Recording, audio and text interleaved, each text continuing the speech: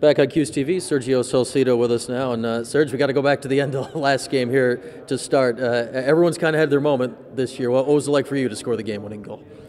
It was an awesome feeling, obviously seeing the ball go in the back of the net, and especially the way we fought back that game. But you just got to kind of put it behind you and move on and just try to keep focusing on getting better each week. You guys certainly have practice in that with all these one-goal games, and we're back to it now. I think you kind of turned right to the Q's crowd, didn't you, afterwards, and got a great reaction from them. Yeah, I did score the goal against Virginia, and I did like the jersey pop, and everyone's like, you got to do that if you do it again. So it happened, and it was right in front of our home crowd, or our away crowd, I should say. It seemed like a home crowd. So I just turned to the crowd. It was my mom's birthday, actually, so I had to throw a little shout out there. But yeah, no, it was a good feeling, obviously, and the guys really worked hard all week, and it was a big win for us. Yeah, that's a good birthday present, I think, to get Mom for that one. So you guys sweep through the ACC season. You win all the games by one goal. What did you get out of the ability to beat all of those teams here this year?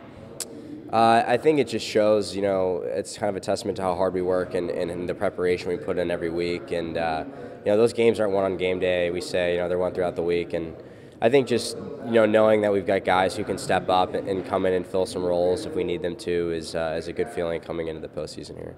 I think entering the year, you guys knew you had yourself, you had Mariano, and you had some other veterans, but Stephen Rafis has a big game for you last week. What's it been like to watch these guys develop kind of around you and really build up some great depth as the year's gone along?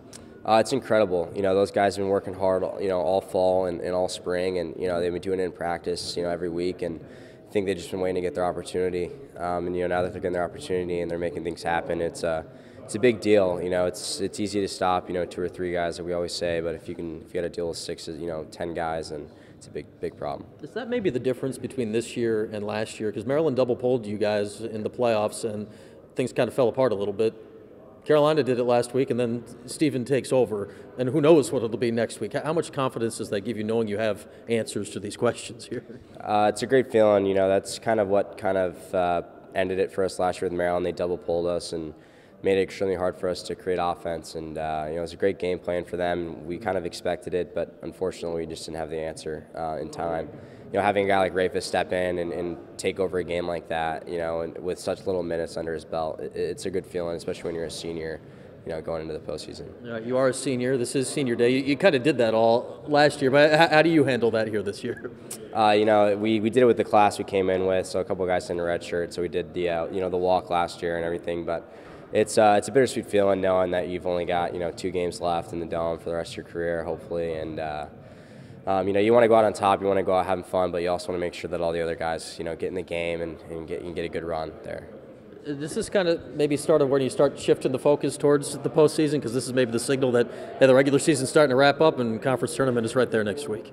Yeah, I think this is kind of the time you want to make sure you get healthy and get that little things taken care of, any type of little injuries you have or whatever, and just kind of let your body catch up, with a game like Binghamton, and then, you got the ACCs, which could be, 2 games in 3 days. So I think just making sure that you're prepared and healthy and everyone's kind of on the same page going into the postseason. All right, lastly, Serge, with Binghamton, this is a completely different group, it appears, than last year. It was an easy win last year. How much better does this group look on film as you prepare for this game?